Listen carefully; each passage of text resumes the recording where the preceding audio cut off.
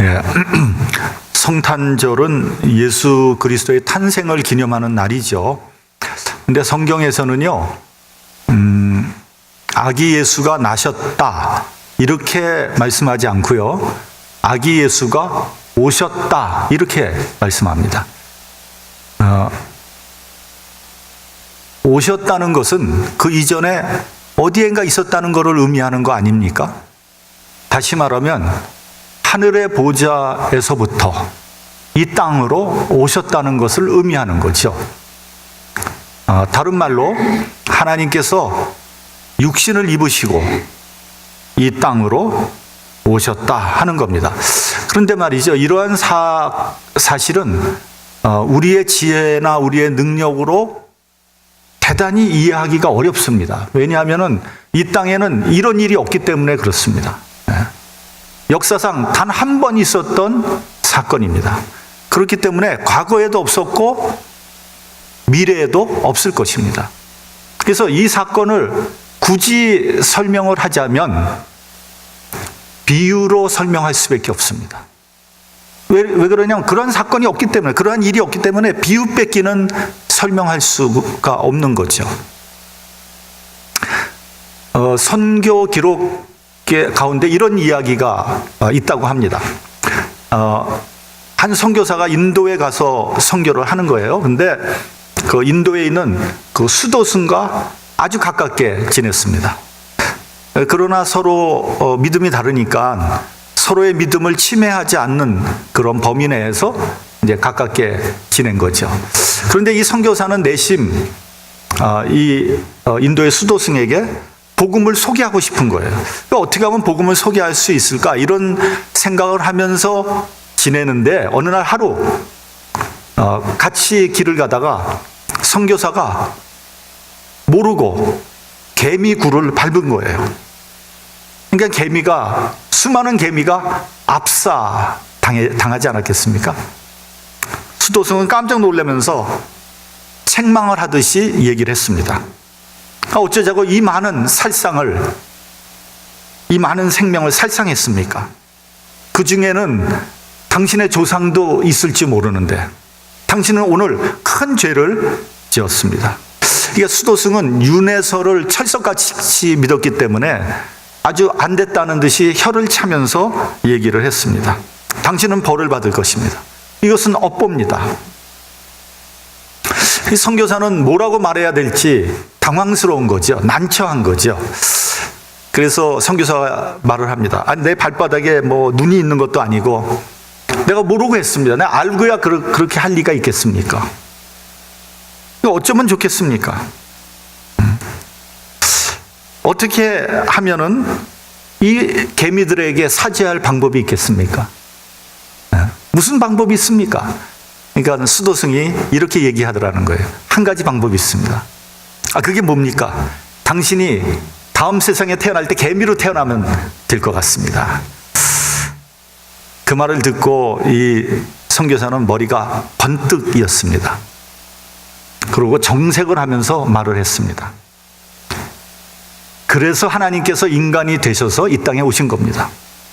개미만도 못한 인간을 구원하시기 위해서 이 땅에 오신 분이 예수 그리스도입니다.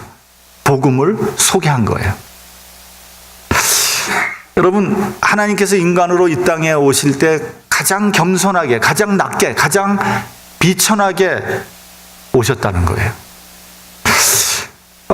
여러분, 예수님의 육신의 부모인 요셉과 마리아를 한번 보시기 바랍니다. 학자들의 견해에 따르면 이 요셉은 그 당시 늙고 아주 나이 먹은 그런 노총각이었고요. 마리아는 의지할 데 없는 그런 나이 어린 소녀였다는 거죠. 당시에는 장가를 가려면 신부의 값을 신부 집에 지불해야 신부를 데려올 수 있었습니다. 그러니까 돈이 없으면 장가도 들 수 없는 거죠. 그런데 이 요셉은 결혼 지참금마저도 지불할 수 없을 정도로 가난했던 그런 사람인 거죠. 또 마리아는 시집을 보내줄 부모조차도 없는 그런 불쌍한 처지였던 겁니다. 이 두 사람이 어렵게 만나서 결혼을 하게 된 거예요. 여러분, 중동 지방에는 지금도 가면은요, 그 동네에서 가장 큰 잔치는 결혼잔치입니다. 뭐 다른 게 뭐 놀 게 없으니까 결혼잔치, 며칠 동안 결혼잔치 하는 거예요. 그래서 아무리 가난해도 결혼잔치만은 아주 또 똑부러지게 그렇게 하는 게 그들의 관례였는데, 요셉과 마리아는 결혼잔치도 열 수 없는 그런 처지에 있었던 겁니다. 아무도 거들떠보지 않은 그런 결혼이었습니다. 누가복음을 보면 요셉과 마리아가 호적을 하기 위해서 베들레헴으로 가지요. 그때 이미 마리아의 몸은 만삭이 되었고요, 출산을 앞두고 있었습니다. 그런데 이 산모가 들어갈 사관이 없었다, 이렇게 되어 있거든요. 이 사관이라는 것은 요즘 말로 얘기하면 뭐 여관방 같은 거라고 얘기할 수 있겠죠. 근데 진짜 방이 없었던 것인지, 아니면은 행색이 너무 초라해서 방을 주지 않은 것인지, 아니면 돈이 없었던 것인지 잘 모르지만 아기를 낳아야 되는데 산모의 방조차도 구할 수가 없었던 거죠. 그래서 할 수 없이 이들은 마구간으로 갔고요, 아기 예수를 마구간에서 낳게 되고 아기 예수를 강보에 싸서 말 구유에 누이게 된 것입니다. 그 당시에 로마의 식민지에 살던 백성들이 다 어렵게 살았지만 그 중에서도 마리아와 요셉은 가장 가난하고 비천한 그런 상황에 있었다는 것을 우리는 알 수 있습니다. 누가복음에서 마리아는 예수님을 잉태하고 난 다음에 하나님께 이렇게 찬양을 올려드립니다.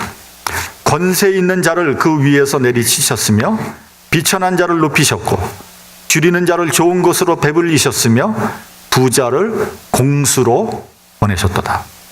여러분, 하나님은요, 우리 인간을 구원하시기 위해서 메시아를 보냈는데 유대에서 가장 힘없고 비천한 계집종 마리아를 통해서 보내신 거예요. 왜 마리아를 통해서 보내셨을까 하는 겁니다. 또 하나님은 이 세상의 모든 사람들을 다 사랑하시고 구원하시기를 원하시지만 그 중에서 특별히 가난하고 비천한 자를 높이시고 구원해 주시기를 원하셨습니다. 반대로 권세 있는 자는 내리치셨으며 부자는 공수로 보냈다, 이렇게 말씀하고 있습니다. 자, 그러면 여러분, 예수께서 왜 하필이면 가난하고 비천하게 또 죄인의 모습으로 이 땅에 오셔야 했느냐에 대해서 우리가 좀 깊이 생각을 해봐야 됩니다. 여러분, 원래 사람은요, 자기보다 잘난 사람의 말은 듣지 않습니다. 설사 그 말이 옳다고 해도 그 말 듣지 않습니다. 빗나갑니다. 그러면서 이렇게 생각합니다. 네가 얼마나 잘났는데 네 X는 굵다.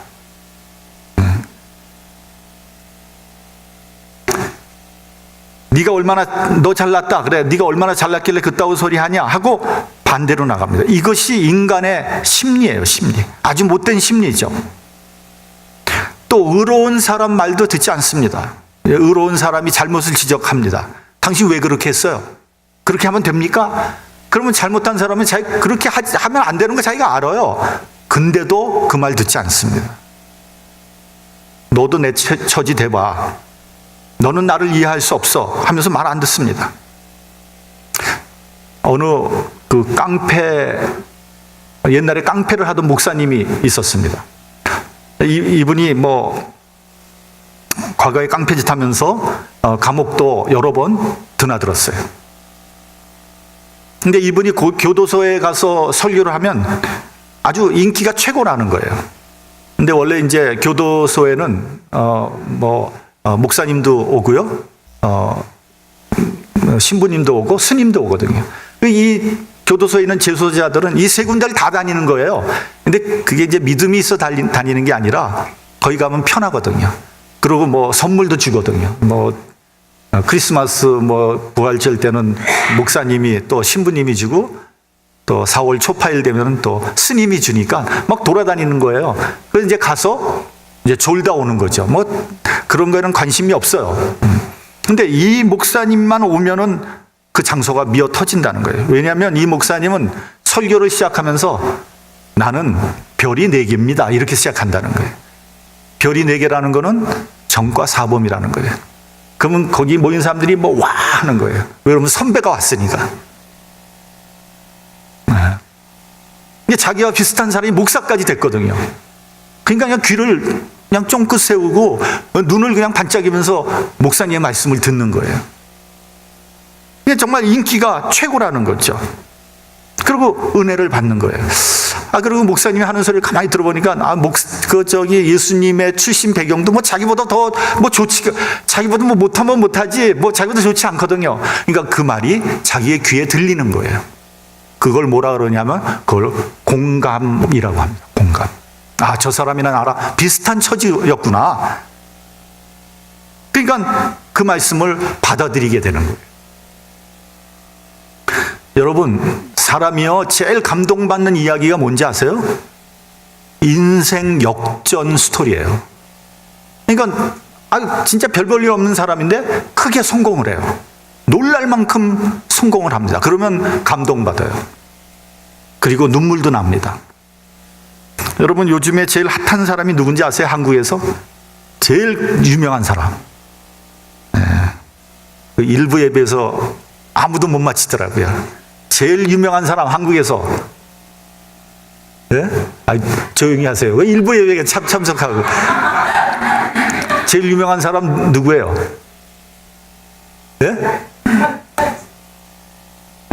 권사님 뭐 비슷하게 나왔는데, 박항서, 베트남 국가대표 축구 감독, 박항서라는 사람이에요. 어떤 사람이 그러더라고요. 아니, 우리가 왜 베트남 축구대표 경기를, 국가대표 경기를 봐야 되느냐는 거예요. 웃기는 얘기죠, 사실은. 그 댓글을 보니까 이렇게 돼 있더라고요. 자기가 베트남 축구대표 그 경기를 기다리게 될 줄은 꿈에도 생각하지 못했다는 거예요. 그래서 그 밑에 우째 이런 일이 이렇게 또 썼더라고요. 근데요, 저도 그 경기는 보지 못했지만 그 결과는 되게 알고 싶더라고요. 근데 사실 저는 뭐 베트남이 축구를 하는 것도 몰랐고요. 관심도 없었어요. 근데 이 순전히 박항서라는 사람 때문에 베트남 축구 시합이 어떻게 됐나, 그거에 관심을 갖게 되는 거죠. 그런데요, 이 박항서라는 사람은 정말 별 볼 일 없는 사람이거든요. 선수로 있을 때도 별 볼 일 없었고요. 감독으로도 별로 뭐 성적도 별로 안 좋았어요. 근데요, 어쩌다가 베트남 국가대표 축구 감독이 된 거예요. 근데 그런 거 보면은요, 베트남이란 나라가 참 희한한 나라예요. 왜 박항서를 대표 감독으로 쓰냐고요? 아니, 왜 박항서를 쓰냐고요? 그 사람이 무슨 뭐 인물이 잘난 것도 아니고 뭐 업적이 있는 것도 아니고요. 뭐 잘한 게 하나도 없어요. 처음부터 끝까지 마음에 하나도 안 드는 거예요. 거기다가 영어도 못하고 베트남어도 못한대요. 왜 쓰냐고요? 왜 써요 도대체? 우리 권사님 한번 얘기해 보세요. 왜 씁니까 도대체? 박항서를 국가대표 감독으로. 제가 아무리 생각해도 뭐 이유가 없어. 아마 돈을 적게 주고 쓸 수 있어서 쓰지 않았나, 이런 생각을 해봅니다. 근데 어찌됐건 이 박항서라는 사람이 놀라운 성적을 낸 거예요. 그것도 한 번 낸 게 아니라 여러 번 낸 거예요. 그러니까 한 번 어떻게 잘하면 건 운이잖아요, 운. 근데 이건 여러 번 잘하니까 이건 실력이, 베트남 국가대표 축구 선수 실력이 확 올라간 거예요. 동남아에서 막 최강이 된 거예요. 그렇죠? 그리고 그 보니까요, 우리 대한민국하고 베트남하고 싸우는데 뭐 아주 베트남이 잘한다, 조심해. 언제부터 베트남을 조심했냐고요? 대한민국 축구가. 말도 안 되는 얘기잖아요. 근데 하여튼 최고의 성적을 올린 거예요. 거기다가 또 겸손하기까지 한 거예요. 그러니까 그냥 베트남 사람들이 너무 좋아요. 한국 사람들도 너무 좋아해요. 인기 최고예요, 최고. 지금 원래 우리나라하고 베트남은 악연이 있잖아요. 악연. 그 베트남 전쟁 때문에. 예? 근데 이 박항서 이 사람 한 사람으로 인해서 제가 모르긴 해도 아마 베트남에서 어느 나라가 제일 선호하는 나라 이렇게 하면 아마 대한민국일 겁니다. 틀림없어요. 예. 지금 베트남에서 뭐 박항서 감독이 방탄소년단보다 더 인기가 있다는 거 아닙니까? 그 왜 그런 거예요? 왜 그런 거예요? 인생 역전 스토리거든요. 예. 박항서라는 아주 진짜 별 볼 일 없는 감독이 역전의 스토리를 쓴 거예요. 그러니까 사람들은 그 박항서를 통해서 대리 만족을 얻는 거죠. 왜냐하면 박항서 감독이나 전화 나나보 비슷한 사람, 별 볼 일 없는 사람이거든요. 그러니까 내가 감독이 되고 내가 박항서가 되는 거예요. 그러니까 막 흥분하게 되는 거죠. 여러분 우리가 권투 시합이에요. 권투 시합. 우리 한국 사람하고 외국 사람하고 세계 챔피언이 벌어지는 거예요. 권투. 그러면 흥분하죠? 특히 남자들 막 엄청 흥분해요. 그리고 막 지가 마치 그 선수인 것처럼 막 그냥 원투 스트레이트 막 하고 뭐 어퍼컷 막 이러다가 또 이 TV 보면서 그러잖아요. 원투 막 그러고 어퍼컷. 그게 뭔지 아세요? 내가 선수가 된 거예요. 내가. 내가 된 거예요. 내가. 그 흥분하는 거죠. 그걸 뭐라 그래요? 그걸 공감이라고 그러는 공감. 공감이 중요한 거예요. 공감이. 만약에 예수께서 진짜 부자로 태어났다면, 그리고 진짜 고귀한 신분으로 태어났다면 아마 이 세상 모든 사람을 구원하실 수 없었을 거예요. 물론 많은 사람들이 그분을 흠모하고 존경하겠지만 모든 사람의 메시아가 될 수는 없었을 것입니다. 그래서 가장 약하고 비천하게 이 세상에 오신 거예요. 능력과 권세가 출중했지만 없는 사람인 것처럼, 전지하고 전능하신 분이지만 마치 모르는 것처럼, 높고 고귀한 신분이었지만 낮고 천하게 오신 거예요. 왜요? 공감하기 위해서.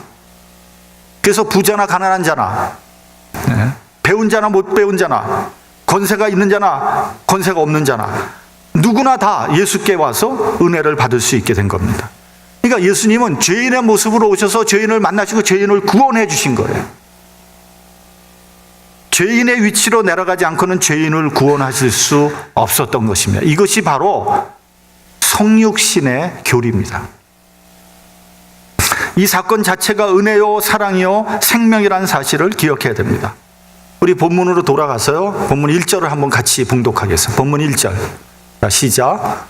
헤롯 왕 때 예수께서 유대 베들레헴에서 나심에 동방으로부터 박사들이 예루살렘에 이르러 말하되. 자, 동방으로부터 박사들이 예루살렘으로 왔습니다. 여기서 갑자기 동방 박사가 나와요. 그렇죠? 여러분, 동방 박사 뭐 하는 사람이에요? 여기서 왜 동방 박사가 나오는 겁니까? 동방 박사 도대체 어디에 살던 사람들이에요? 저는 그 옛날에 성경을 이렇게 보면서 저는 개인적으로 이 동방 박사가 제일 마음에 안 들었어요. 뭐 제가 마음에 안 든다 해가지고 무슨 특별한 일이 있는 건 아니지만, 왜 그러냐면은 이게 동방 박사 이야기가 무슨 전설 같기도 하고요, 신화 같기도 하고요, 좀 이상해요.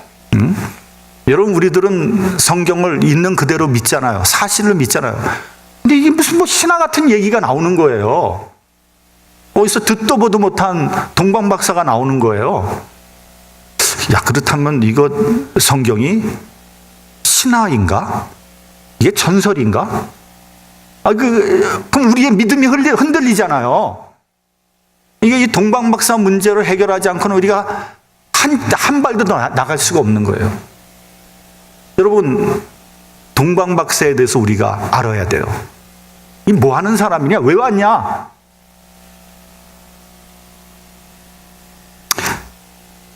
우선 동방 박사는 여러분들 몇 명이에요? 동방 박사 몇 명?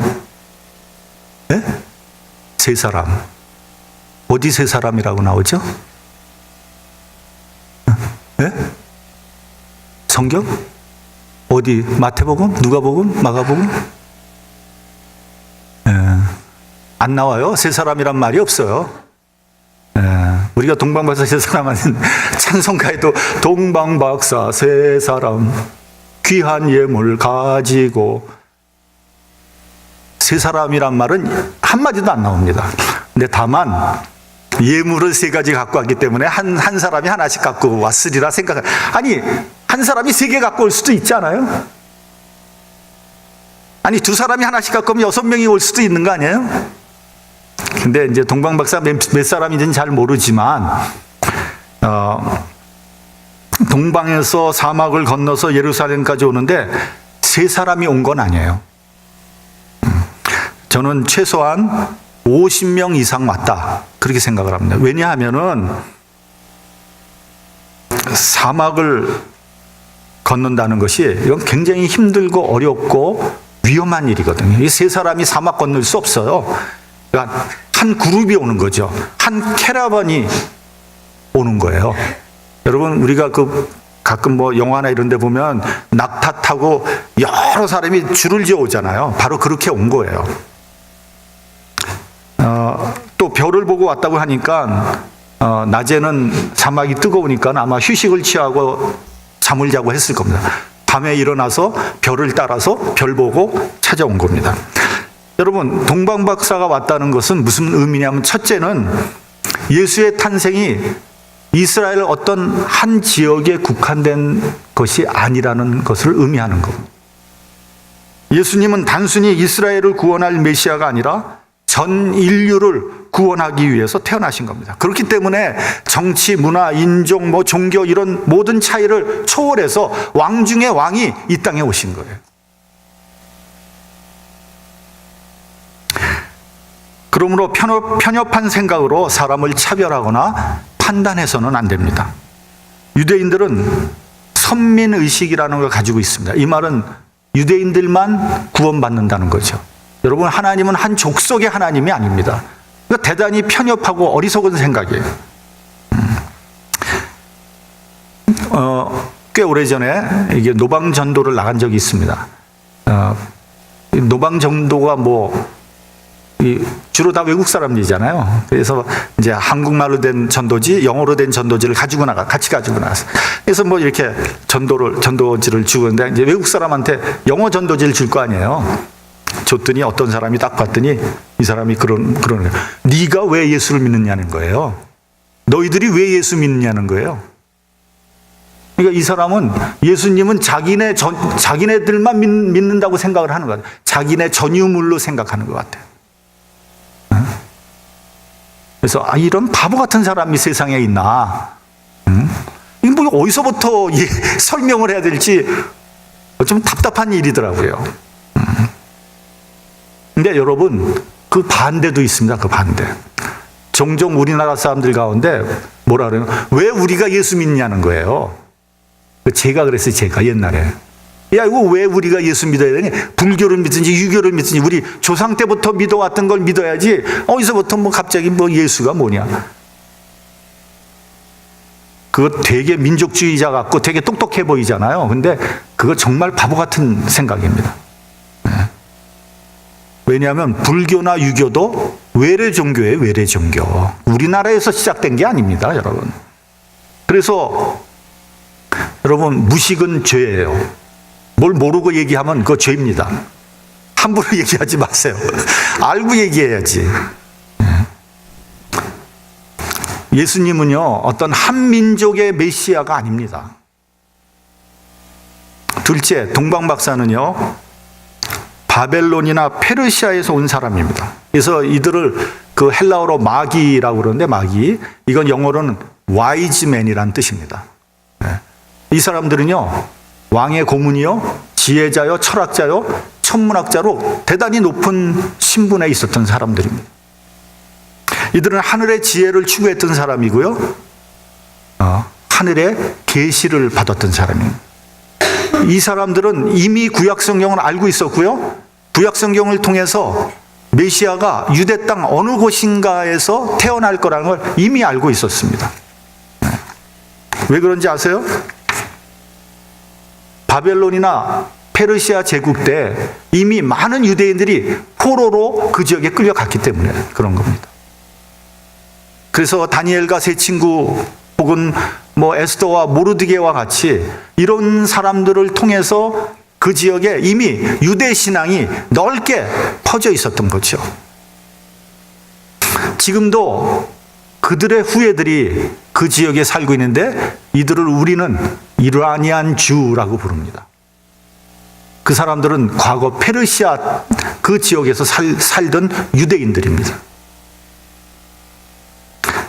셋째는 가장 중요한 말인데요. 예수님은 태어나자마자 고난과 핍박을 받았습니다. 이거 굉장히 중요한 포인트입니다.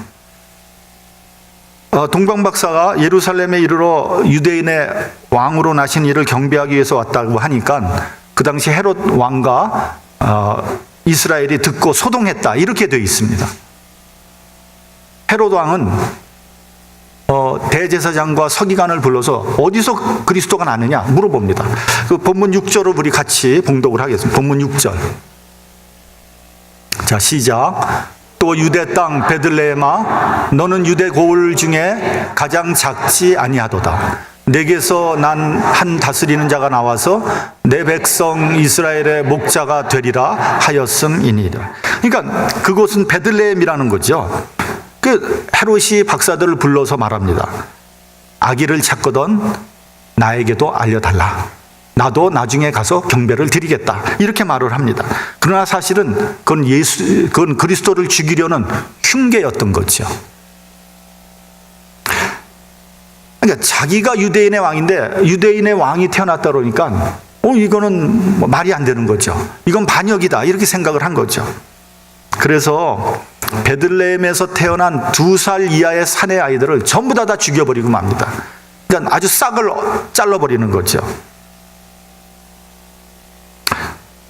요셉은 계시를 받고 밤에 아이와 그 모친을 데리고 애굽으로 피신했습니다. 그러니까 여러분, 예수님은요 태어나실 때부터 죽을 고비를 넘기시고요 공생애 내내 고난과 핍박을 받으셨습니다. 그리고 결국은 십자가에 죽으신 거예요. 여러분, 이것이 메시아의 생애고 이것이 영적인 삶이에요. 영적인 삶. 여러분, 우리가 영적인 삶이라 그러는데 영적인 삶은요 부귀영화를 누리고 내가 잘 되는 것이 아니라 이 세상에서 고난과 핍박을 받는 삶이, 우리 하나님 때문에 고난과 핍박을 받는 삶이 바로 영적인 삶인 거예요. 네. 여러분, 우리가 이 세상에서도요, 이 세상적으로 살아도 내가 올바르게 의롭게 살면 여러분 부귀영화를 누립니까? 천만에요. 이 세상에서도 고난과 어려움을 당합니다. 하물며 우리가 하나님 뜻대로 살면 어떻겠습니까? 그런데 유감스러운 것은요, 그리스도인들이 예수를 믿으면 부자되고 형통하고 영광을 받는다고 생각한다는 거예요. 네. 지금도 많은 목사님들이 예수 믿으면 부자되고 병 낫고 형통하고 부귀영화 누린다고 그렇게 가르치는데 그건 잘못 가르치는 거예요. 그건 영적인 삶이 아닙니다. 그건 세상적인 삶이에요. 그것은 마귀를 따라가는 길입니다. 복음서에서도 예수를 따르려면 자기를 부인하고 날마다 자기 십자가를 져야 한다고 말씀했어요. 이것이 그리스도인들의 삶인 것입니다. 영적인 삶이 부귀와 영화를 누리는 삶이라면 주님도 부귀 영화를 누렸어야죠. 주님의 제자들도 다 부귀 영화를 누렸어야죠. 안 그렇습니까? 마지막으로 동방 박사들은요, 아기에게 엎드려 경배하고 3가지 예물을 드렸습니다. 황금과 유향과 몰약입니다. 황금은요 왕에게 드리는 예물입니다. 옛날 그 왕궁을 보면 전부 다 황금으로 치장을 했습니다. 중국에 제가 자금성에 가봤더니요 황금색으로 칠해놨더라고요. 황금색으로. 황금은 없어요. 근데 색깔만 칠해놨어요. 누런색. 황금색은 황제의 색깔이거든요. 여러분, 우리나라 궁궐에 가면 황금색 칠해져 있습니까? 못 칠해요. 왜냐하면 우리나라 왕은 황제가 아니기 때문에. 예루살렘 성전도 황금으로 발랐습니다. 지성소는 그 안을 모조리 다 황금으로 쌌습니다. 그래서 여러분, 옛날에 예루살렘 성전이 있을 때 멀리서 보면 그 기록들이 나와 있어요. 멀리서 보면 막 햇빛에 비춰가지고 성전이 번쩍번쩍 빛났다는 거예요. 그게 뭐 그냥 수십 리서부터 보이는 거죠. 아, 저희가 예루살렘이구나. 네. 아기 예수께 황금을 예물로 드렸다는 것은 당신은 우리의 왕입니다 라고 고백을 한 겁니다. 둘째로 유향을 드렸습니다. 유향은 제사를 드릴 때 쓰는 재료입니다. 제사장에게 바치는 거예요. 이는 당신은 우리의 영원한 제사장입니다 라고 고백하는 겁니다. 우리의 죄를 대속해 주시는 제사장이라는 뜻입니다. 셋째로는 몰약을 드렸습니다. 몰약은요, 사람이 죽었을 때 시체에 썩지 말라고 바르는 약품입니다. 이집트에서 미라를 만들 때 몰약을 써서 만들었다고 합니다. 몰약을 바르면 수천 년이 지나도 시체가 썩지 않는데요. 그렇다면 아기 예수에게 몰약을 바치는 이유가 무엇입니까? 당신은 만 백성을 위해서 죽으실 메시아라는 것을 의미하는 것입니다. 여러분, 성탄은 태초부터 있었던 하나님의 경륜이 이루어진 우주적인 대사건입니다. 예수를 믿는 사람에게는 위대한 구원의 스토리인 것이죠. 동방 박사들은 예물을 드리며 주님을 경배했습니다. 아기 예수께 충성을 맹세했습니다. 여러분, 우리가 할 일은 주님을 경배하는 것입니다. 주님을 높이고 찬송할 때 하늘에는 영광이요, 우리에게는 평화가 임하게 될 것입니다. 주님께서 주시는 평화가 저와 여러분의 가정에, 그리고 여러분의 심령 위에 충만하기를 주님의 이름으로 축원합니다. 기도하겠습니다.